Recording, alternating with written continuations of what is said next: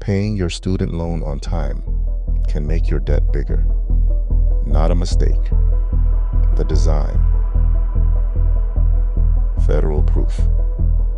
4 years after graduation, nearly half of Black borrowers owed more than they first borrowed. 7.5 million people now have 90 days to make one choice that decides everything. The plan. The machine. The court fight that blew it open. And the one question that protects you. Start with the scale. Americans owe $1.87 trillion, spread across nearly 43 million people. The average borrower carries about $43,000. Now meet the trap that makes it grow. You owe $40,000. Your income-based payment is $200 a month. The interest that month is $230. You paid on time in full. Your balance grew $30. Negative amortization.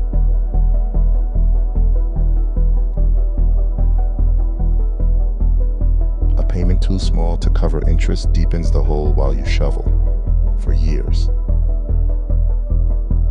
10 years in, $24,000 paid, and you owe more than at graduation.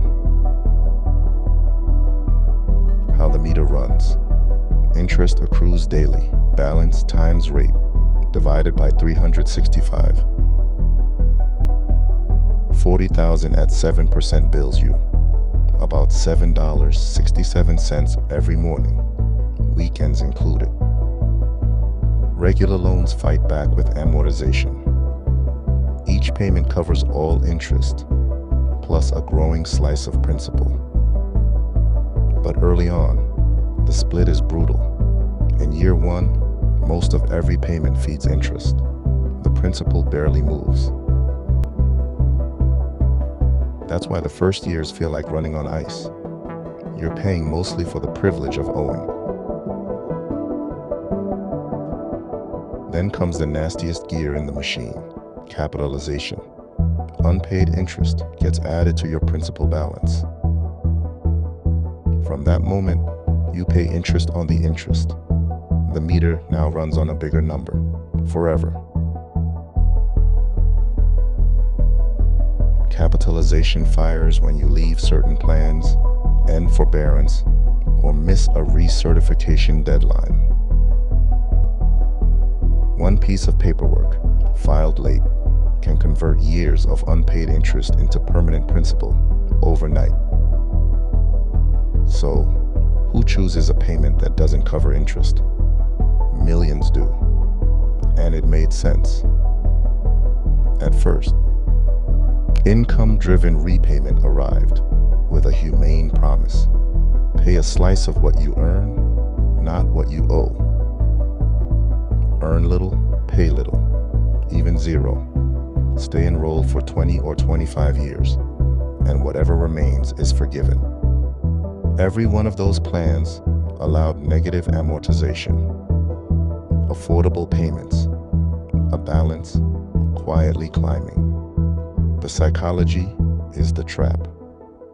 $200 a month feels manageable, so you stop looking at the total. Federal data tracked 2016 graduates. 4 years out, the average borrower still owed 78%. Pell Grant recipients, the lowest income students, still owed 85%. The least got the slowest exit. 4 years in, Black graduates on average owed over 100%, more than day one. Multiply that by decades and you get borrowers in their 50s still carrying loans from their 20s. Forgiveness at 25 years sounds like an exit, but you pay decades of interest getting there. The machine wasn't broken. Low payments, daily interest, capitalization, debt built to outlive you.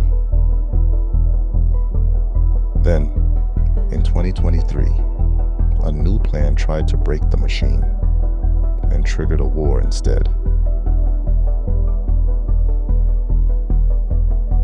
It was called SAVE, and what happened to it decides what 43 million people pay next. SAVE's radical feature: if your payment didn't cover interest, the government waived the rest. No growing balance. Roughly 8 million people enrolled. For them, negative amortization, the deepening hole, simply stopped. Republican-led states sued, arguing the plan was forgiveness by another name that Congress never approved.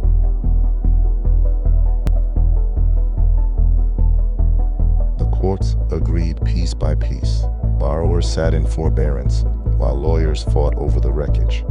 On August 1st, 2025, interest started running again for SAVE borrowers. 7.5 million meters switched back on. This March, a Missouri court vacated SAVE. The plan that stopped growing balances died. And on July 1st, 2 weeks ago, servicers began sending notices to every SAVE borrower in America. The letter says, choose a new plan. 90 days. 7.5 million clocks are ticking. Choose carelessly and you trigger capitalization. Years of unpaid interest added to principal. Choose nothing and you get moved by default onto whatever plan the system assigns you. So what are the choices? One of them is brand new, and it borrowed SAVE's best idea.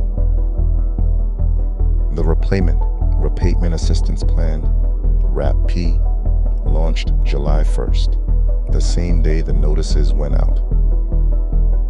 Under RAP, payment below interest, the unpaid interest is waived, not capitalized, not added, gone. That single rule kills negative amortization, the mechanism behind every growing balance story in this video. The trade-offs: payments tied to your income and a repayment clock that can stretch up to 30 years. And a warning for anyone leaving the older income-based plans: unpaid interest capitalizes on the way out. That means the escape door itself can cost you. The exit fee is your own accumulated interest, made permanent. Older plans still exist, each with different rules on interest, forgiveness, timelines, and what happens when you switch. No single right answer, just your interest number, your income, and 90 days to do the math. Now the part nobody sends a letter about: how to actually defend yourself. First, learn your daily interest number. Balance times rate divided by 365. That's the meter. Memorize it. Any month you can pay above that number, your balance actually shrinks. Below it, you're renting your own debt. Treat recertification deadlines like tax deadlines. One missed form capitalizes years. Third, if you got the 90-day letter, don't default into a plan. Compare your interest number against each option. Ask one question of any plan: what happens to unpaid interest? Waived is safety. Capitalized is the trap. The official studentaid.gov simulator runs your numbers free. Use it before the deadline. The machine profits from inattention. The defense: one boring hour with your numbers each year. Your debt bets you won't look. Prove it wrong. Next, why prices never come back down after inflation. If this video helped, like and subscribe. Someone you love probably needs the next one.